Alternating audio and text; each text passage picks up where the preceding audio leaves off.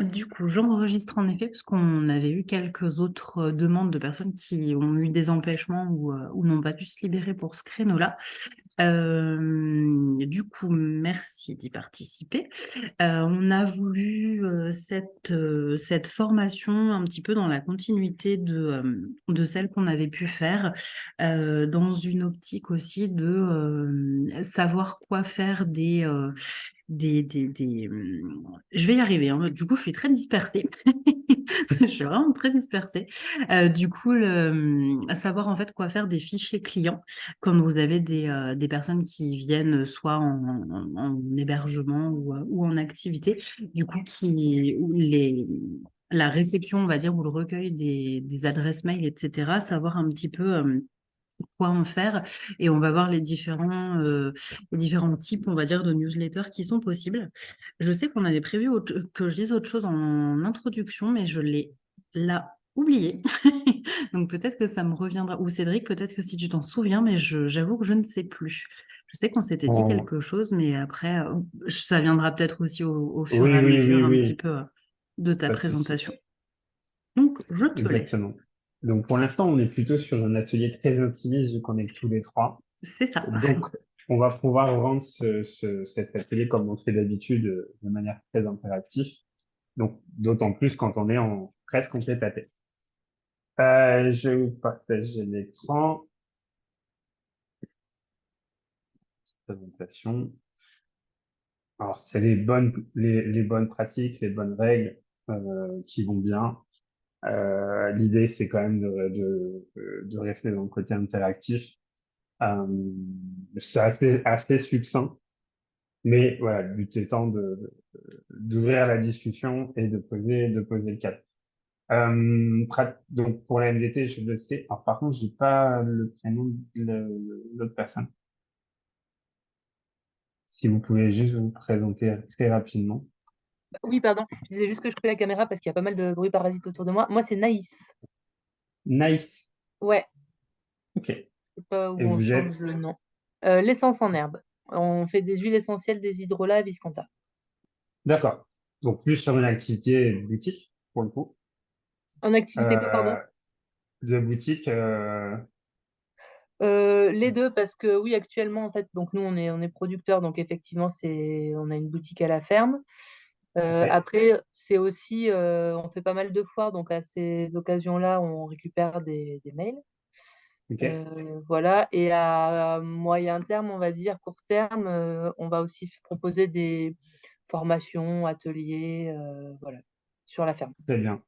Et pas de projet d'e-commerce. Si, pardon, et on a un site en ligne, oui, oui, on a un site en ligne. Une Ok. boutique en ligne Sorry. qui est Voilà. déjà active. Ouais. Très bien. Donc voilà, il y a peut-être des notions qui vont se croiser. Mais en tout cas, n'hésitez pas à poser vos questions. Donc dans la continuité, je me présente. Donc Cédric Debac, vulcanologue du digital, le Puy de la Com, basé à Clermont-Ferrand, 11 ans d'activité. Le marketing digital au sens large du terme, la pratique non plus secret, même s'il y a toujours des innovations un peu tous les ans. Mais du coup, voilà, une très forte appétence sur les métiers du marketing digital. Euh, et ça fait maintenant la 4e année de mémoire que je suis associé à la MDT, donc la partie atelier digital. Donc, l'idée de l'atelier, c'est de faire un atelier sur la newsletter, mais surtout parce que ça en fait partie. Toute la partie emailing, qu'est-ce qu'on fait d'une boîte mail, qu'est-ce qu'on fait d'une adresse mail, euh, concrètement, hein, comment on interagit avec un client qui nous a laissé son adresse mail et comment on réagit avec une adresse mail en tant que telle. Donc, c'est un peu tout ce qu'on va voir pendant la durée de cet atelier. On va de manière très succincte, parce que je vous ai principalement mis que les plateformes d'emailing existantes et surtout françaises, qui sont... alors, ça a changé de nom entre-temps. Vous avez peut-être en mémoire l'ancien nom qui était Sandy Blue, qui est devenu Brevo, qui est en fait un outil de newsletter qui est 100% français pour le coup. Donc là, voilà, mes petites captures d'écran de l'outil. Alors, ils ont tous cette particularité d'avoir l'inscription qui est gratuite. Pour Brevo, je vous ai mis les tarifs un petit peu plus bas. Mais ils ont tous une capacité, on va dire, selon le nombre de contacts que vous avez, de vous proposer des tarifs plus ou moins accessibles. Il y a des alternatives qui existent et je vous montrerai une ou deux tout à l'heure. Donc, Brevo vous permet de faire plein de choses avec la partie emailing. Donc, par défaut, donc, tout ce qui est l'adresse mail, on peut faire du SMS marketing, on peut faire des campagnes WhatsApp, on peut faire des live chat, faire du chatbot, on peut faire du téléphone. Donc, ils ont vraiment packagé tous les différents outils qui peuvent exister en termes de communication. Là, pour le coup, on pourrait appeler ça du marketing direct, parce qu'on est vraiment en direct avec le prospect, avec le client, de par défaut, parce qu'on a son adresse mail ou on a son numéro de téléphone. Donc, l'hypothèse qu'on le détient. Avec quasiment tous les outils de mailing aujourd'hui, ils proposent de l'automatisation, des formulaires d'inscription, ce qu'on appelle aussi en jargon marketing des landing pages ou des pages de vente que vous pourriez être amené à utiliser si besoin.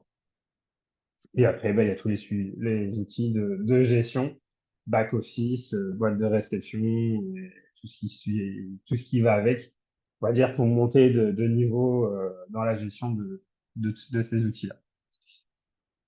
Pour donner une très très rapide idée des tarifs, hein, ils sont pratiquement tous sur les mêmes bases. Alors, c'est là où ils ont évolué parce qu'avant, le gratuit, on était sur 300 contacts et là, je vois qu'il y a marqué contact illimité pour 0 euros. Mais ce qui change en termes de pourquoi vous devez passer sur du premium ou du payant, c'est certainement des fonctionnalités qui sont rajoutées, euh, qui sont pas forcément nécessaires au premier degré. Il y aura peut-être, voilà. Donc ça, c'était Brevo. Le deuxième outil français, c'est Medjet, qui est tout aussi connu. Et j'avais envie de vous en parler d'un autre, parce que, enfin, pour moi, ces deux outils-là, que ce soit Brevo ou Medjet, on est vraiment sur de la newsletter pure. Donc la newsletter, pour moi, c'est le mail où on a souvent une grande photo. Enfin, vous voyez, on a un peu de mise en page en mail où bien souvent on pousse des articles, où on pousse du contenu payant, comme c'est pour ça que je vous ai posé la question si vous aviez un site e-commerce. C'est souvent sur ces supports-là qu'on utilise la newsletter. Cependant, c'est pas toujours le format le plus enfin, le plus utile, dans le sens que on est tous bombardés de mails quotidiennement. Il y en a qu'on zappe parce on estime qu'on n'a pas le temps de les traiter, parce qu'on n'en fait pas une priorité. Et le but étant aussi pour vous de trouver des alternatives de manière à ce que les gens lisent quand même le message que vous voulez leur faire passer. Et moi, du coup, j'utilise un tout autre outil qui est, alors pour le coup, il n'est pas français. Vous voyez bien l'écran ou vous voulez que j'agrandisse? C'est très bien.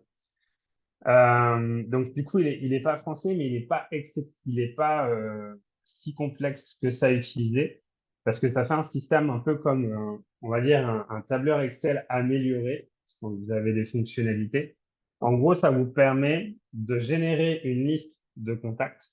Donc, on va prendre la liste client et vous allez pouvoir, soit de manière groupée, soit de manière individuelle, pouvoir envoyer des messages à ces personnes-là. Pourquoi je vous parle de ça?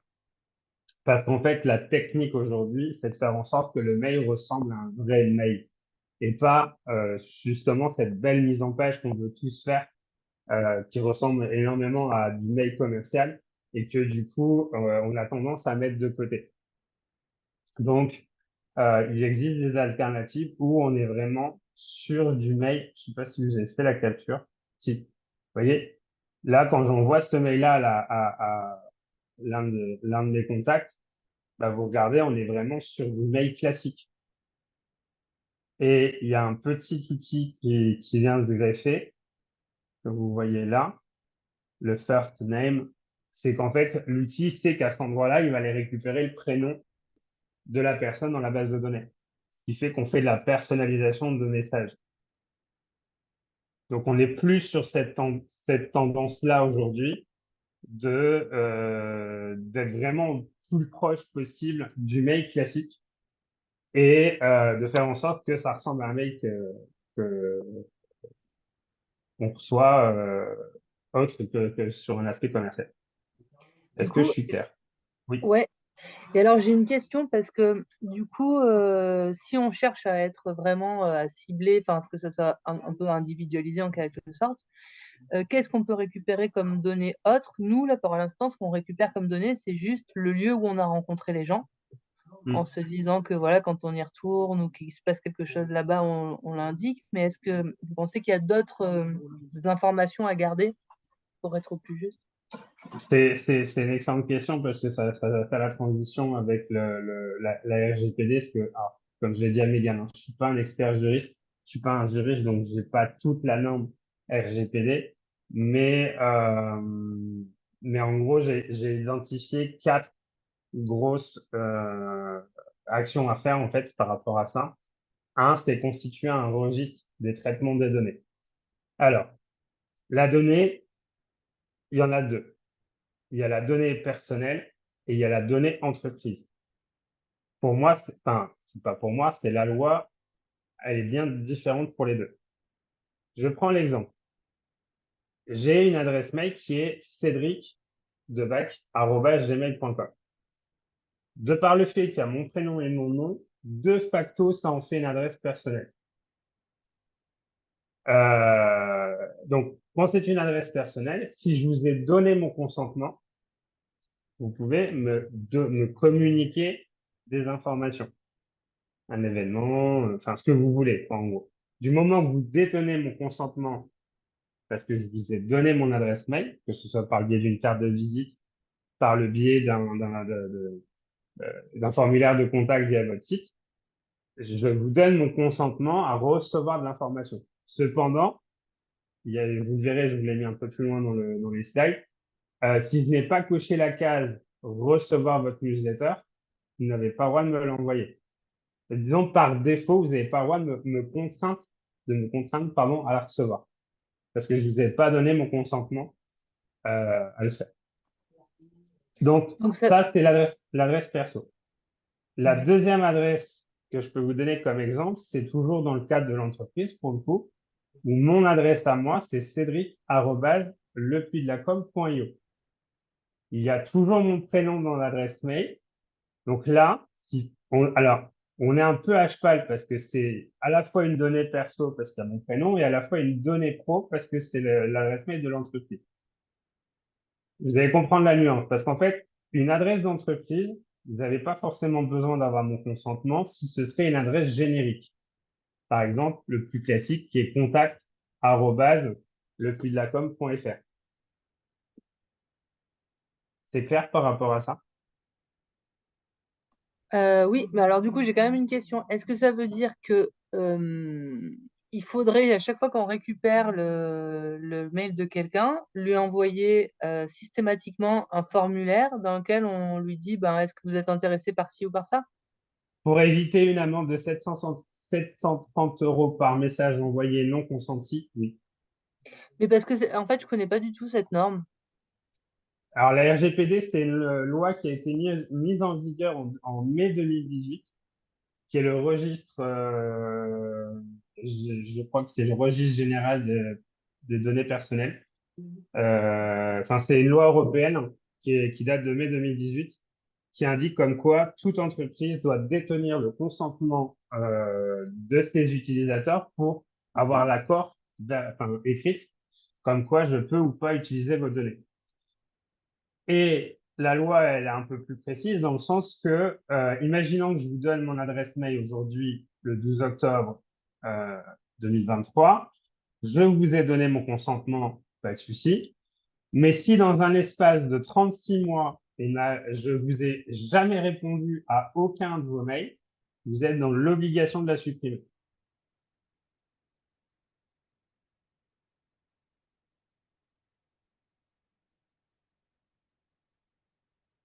Alors, il y a une petite subtilité, c'est que aujourd'hui, euh, ce qu'on appelle la CNIL, qui est la structure juridique de l'État qui gère tout ça, on va dire ils sont très, très regardants auprès des entreprises, des grandes entreprises en soi. Mais si demain, pour une raison quelconque, quelqu'un viendrait à porter plainte parce que vous lui envoyez des mails alors que vous n'avez pas le consentement, vous pourriez être embêté. Mais le plus important, c'est de détenir ce fameux registre. Donc effectivement, bien demander le prénom, le nom, l'adresse mail, ça c'est classique, on va dire. Et évidemment, obtenir d'une manière légale son consentement. Donc ça peut être un formulaire, ça peut être simplement aussi, euh, vous m'envoyez un mail et dans votre mail, vous dites, bah, si vous voulez ne plus recevoir d'informations me concernant, merci de me répondre à ce mail-là. Le fait que je vous réponde en mode, OK, je suis d'accord pour continuer à recevoir des infos me concernant, je vous ai donné mon consentement. Mais en tout cas, il y a une trace écrite. Et Cédric, c'est pas plus simple, je sais pas, hein, je pense à ça, c'est pas plus simple d'avoir, ça marche pour l'essence en herbe sur des salons, mais ça marche pour d'autres, je sais pas, de faire un espèce de petit papier très rapide, un petit peu comme un formulaire, on Si va dire, de c'est jeu concours, par exemple, où du si coup, t'es sur, tu as si t'es directement sur en fait le nom, le du, prénom, et puis tu mets une case à cocher en fait, où je consens à recevoir des informations de la part de le nom de la structure. C'est du plus simple comme moment, ça, tu as une trace papier. du moment où quand t'as un contrôle que tu peux justifier Mm. que tu as eu l'accord, il n'y a pas de souci. Ouais, c'est Après, que du sur coup, un c'est plus cas, simple dans ce sens-là que je trouve d'envoyer ouais. un mail après coup. Parce qu'en fait, quand tu regardes, Ah quand tu oui. envoies un mail, en fait, t'es pas dans les clous en soi. Quand tu envoies le premier mail pour dire est-ce que vous consentez à ce que je vous Alors continue à vous attention, envoyer des mails. là, on est dans le cadre d'une newsletter. Oui, oui, oui. Oui, oui, Parce que remarque, oui, c'est si vrai, t'as raison. si maintenant je viens vous voir sur votre stand et que il y a un moment donné dans la conversation où je vous dis bah envoyez-moi un mail parce que je sais pas vous devez me tenir au courant pour une livraison d'un produit, je prends ça en exemple, hein, je sais pas si je suis dans le vrai, mais que bah voilà il y a un moment donné il faut qu'on se tienne au courant parce que vous n'avez pas le produit à disposition tout de suite. Là on est sur de l'échange de mails classique. C'est Oui, et pour ça que commercial pour le coup. c'est pour Mais ça que mon vrai message, mon vrai propos à ce stade, c'est de trouver des solutions où vous êtes de plus en plus proche du mail classique. Parce que du moment que vous restez dans du mail classique, enfin, légalement, la loi ne nous interdit pas de s'écrire des mails. Vous voyez ce que je veux dire? Si on reste dans le côté factuel de l'usage du mail, la loi ne nous interdit pas de communiquer entre nous. Sinon, ça voudrait dire que toute forme de communication serait interdite. C'est le côté abusif d'envoi d'adresse de newsletter, ou du moins tout ce qui se lie à la newsletter, qui a besoin à un moment donné d'être consenti. dans la même optique, je ne sais pas si je vais pas déjà trop loin, entre guillemets, ou si je saute pas des étapes, mais est-ce que tu aurais comment dire, en gros, peut-être que tu en parles après. J'imagine que un des fondements pour pouvoir envoyer des newsletters, entre autres, c'est surtout d'avoir un document de base, enfin un fichier client de base qui est hyper propre, où la colonne A, c'est bien tous les noms et pas t'as des noms, des prénoms, etc. Parce que si tu fais, tu sais ce que tu mettais là avec le first name, etc., il faut que toute ta colonne A, ce ne soit que des noms, par Oui, exemple, la colonne B, etc. Et est-ce que du coup, tu as des... j'avais pas forcément pensé à te le dire quand on en a parlé lundi pour préparer la vidéo, mais est-ce qu'il y a des éléments pour toi qui sont indispensables? Est-ce que, je sais pas, par exemple, je réfléchis aussi pour les hébergeurs ou choses comme ça. Est-ce que, par exemple, donc le nom, prénom, c'est indispensable, l'adresse mail aussi. Est-ce qu'il y a d'autres éléments, je sais pas, la date de séjour, alors la date de euh, séjour, tu vas pas pouvoir l'automatiser ouais, parce qu'elle va être différente en fonction des personne, différentes enfin, personnes ouais. et à la limite, pour tous ceux qui ont qui font de l'hébergement, euh, soit ils font du booking, soit ils font du Airbnb, soit ils font du en direct ou avec leurs outils de réservation en ligne que j'ai appelons là tout de suite dans l'immédiat. Mais généralement, c'est par ces outils-là qu'ils ont ces informations-là, en fait. Mhm. Vu qu'ils vont recevoir la commande de la réservation, c'est à ce moment-là qu'ils ont tous les outils. Par contre, effectivement, si j'utilise un outil d'emailing en parallèle de leur outil d'hébergement, effectivement, il faut récupérer la data qui est la date de séjour, qui est effectivement le plus important. Mais pour moi, les données importantes, de toute façon, par défaut, c'est le prénom, le nom, l'adresse mail. Éventuellement, en cas de livraison d'un produit, bah, l'adresse postale des gens. Je sais pas, est-ce qu'il y a besoin de la date d'anniversaire? Bah, c'est entre autres un Ça des peut être éléments auxquels je pensais, ouais. c'est des choses à laquelle qui peuvent être utilisées. De toute façon, il y a un truc qui est très simple, sauf si je suis dans le faux et tu me corriges si c'est le cas, m'égale. Mais à ce stade, au sein de la MDT, il n'y a aucun professionnel du tourisme qui a un besoin de détenir le numéro de la sécurité sociale. Non, non, enfin, Voilà. Parce non. que ça, en fait, c'est là où ça commence à être. Là, on tend sur des données ultra sensibles. Ouais, carrément. Disons que le minimum du minimum, c'est le nom, prénom, adresse mail, téléphone. Mais après, il faut me justifier pourquoi vous avez la donnée, quoi. Après, date Ouais, de enfin, naissance en je, soi, je- je me dis que ça peut être intéressant parce que ça peut être voilà, l'idée de dire ah ben votre anniversaire approche et soit faire une newsletter commerciale, pourquoi pas, donc avec une promotion derrière ou choses comme ça. tout à fait. Et je pensais à un autre cas parce que je ne sais pas si c'est aussi d'usage dans le tourisme, mais c'est de détenir le numéro de la carte d'identité. De toute façon, la carte d'identité, le numéro de sécurité sociale, pour moi, c'est des données qui sont hyper sensibles. Et Ouais. ça, à la limite, c'est presque de l'usage unique à l'instant T où vous en avez besoin. Bah, Vous pour n'êtes pas. avoir fait des stages, moi, en réception, je sais qu'on les prenait, mais en effet, on les prenait une fois que les gens étaient sur place. Et je Oui. ne crois pas que ça soit une donnée qui soit réutilisée derrière, parce que après, je ne sais pas trop ce que tu pourrais en faire. Mm. Bah, c'est pour ça que ça reste de la donnée sensible. Et le Mm, dernier qui a pour le coup, on n'est pas du tout concerné, encore une fois, sauf fait le contraire, c'est le casier judiciaire. mm, Vous voyez, là, on est sur des niveaux de données sur lesquels on n'a pas, nous, nos professions nous invitent pas à avoir ces données-là, quoi. Mais voilà, à titre perso, c'est quand même assez structuré. Moi, ça m'évoquait quand même parce que justement, en vous écoutant, là, j'essaie de réfléchir à qu'est-ce qui, nous, dans vraiment la mm. particularité de notre ferme, pourrait être retenu.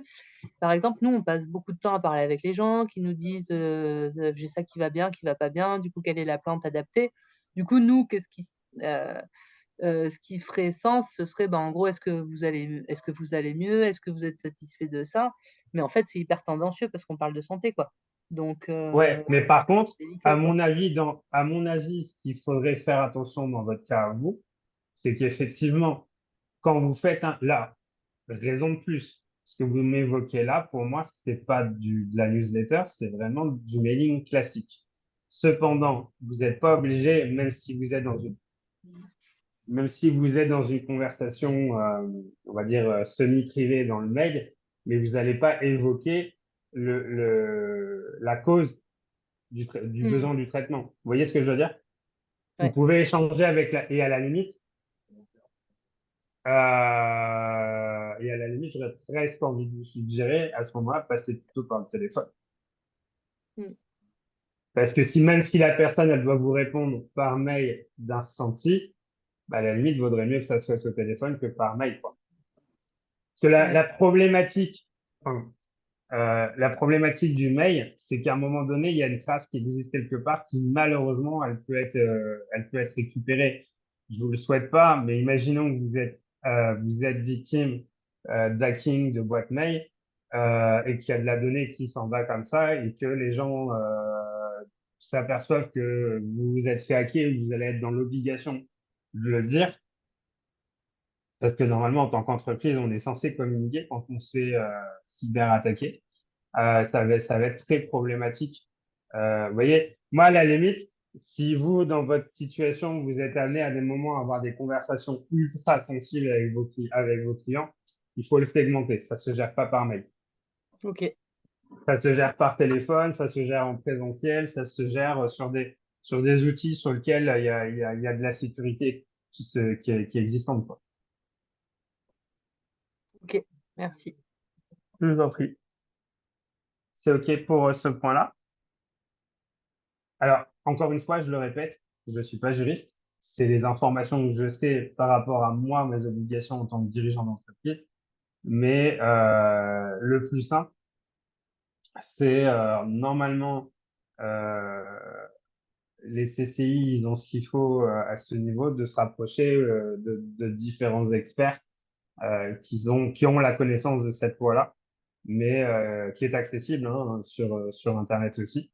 Mais voilà, les 4 grandes étapes, c'est celle-ci, c'est de constituer le registre, faire le tri de ces données, de respecter le droit des personnes. Si on vous a dit non pour recevoir une newsletter, vous êtes en droit de supprimer. Et bien évidemment, de bien sécuriser les données.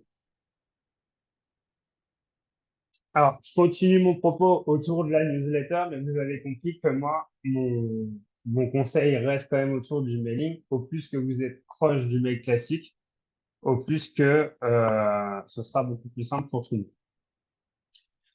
Donc, au niveau des tendances de la newsletter, donc tout ce qui est lisibilité, design et contenu. Donc là, pour moi, c'est que ce soit la newsletter ou le mail, on est dans la même démarche. C'est l'objet de l'email. Quand on parle de l'objet de l'email, c'est ce qu'on regarde, bah, c'est ce qui, quand on a nos mails qui tombent dans notre boîte mail, c'est la première chose qu'on lit avant de lire l'intégralité du message. Donc déjà là, il y a déjà un travail à faire. Je vous l'ai mis juste derrière. Je vous enverrai la présentation pour que tu puisses la faire suivre. Mais il existe des mots Alors, qui d'office. attends, Cédric, je te coupe 2 minutes. Je ne sais pas pour quelle raison, mais Zoom a changé sa façon de faire et m'indique que la réunion se termine dans 10 minutes. Donc, je te laisse continuer et je vais faire Ah oui, entre-temps un...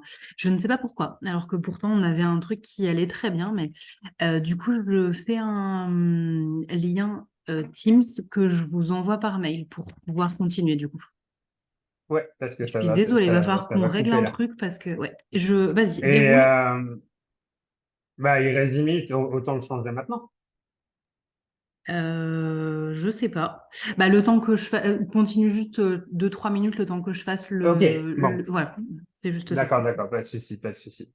Donc, je disais qu'il existe des mots qui déclenchent l'alerte spam, c'est-à-dire que votre mail tombe directement dans les courriers indésirables. Donc, là, je vous en ai mis une petite sélection. Donc, évitez de les utiliser. Et je vous ai mis le lien, parce qu'il en existe à peu près 80 de mots sur lesquels il vaut mieux éviter de les mettre sur la partie objet de l'adresse mail. Est-ce que je vais montrer là?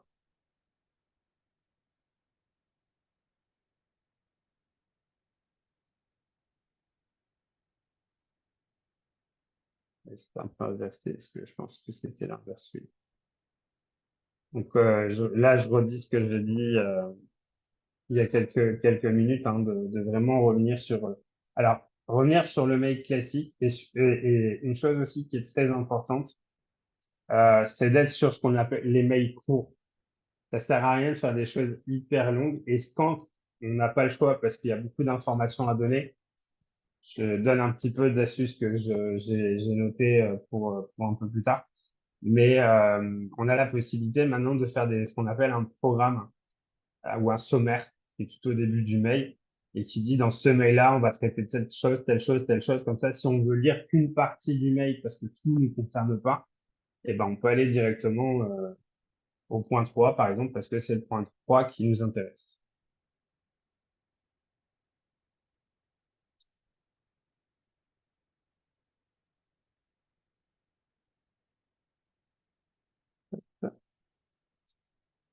Donc, proche du mail classique, je l'ai dit.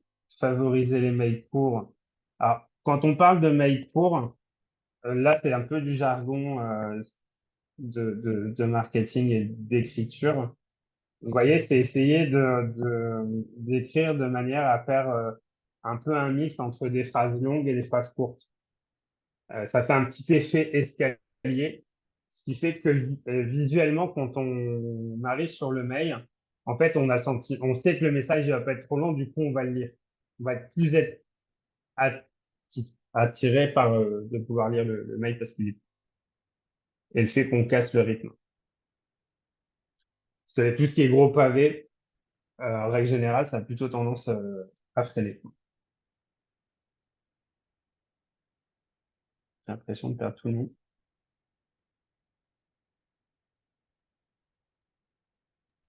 Est-ce que du coup, vous avez bien reçu le mail? Alors, attends, faut que j'aille sur ma boîte. Désolée, du coup, ça m'avait déjà fait la dernière fois, mais je ne sais pas ce qui... Et vous Je ne avez sais pas. renouvelé votre... Parce que si ça se termine dans 10 minutes, c'est qu'on était sur un... Bah, jusqu'à maintenant, on avait toujours... Enfin, normalement, il n'y a rien qui a changé. Donc, il faut vraiment que je revoie, parce que ça va poser souci à un moment. Vous avez renouvelé votre abonnement payant? Je peux pas te dire, je sais pas. Du coup, peut-être que ça vient de là. Je ne sais pas. Alors, j'ai reçu un mail qui va Naïs, pas être... est-ce que vous avez Ah, c'est bien bon, c'est reçu bon. le mail, du coup? Je regarde, mais effectivement, ça fait bruit, c'est possible.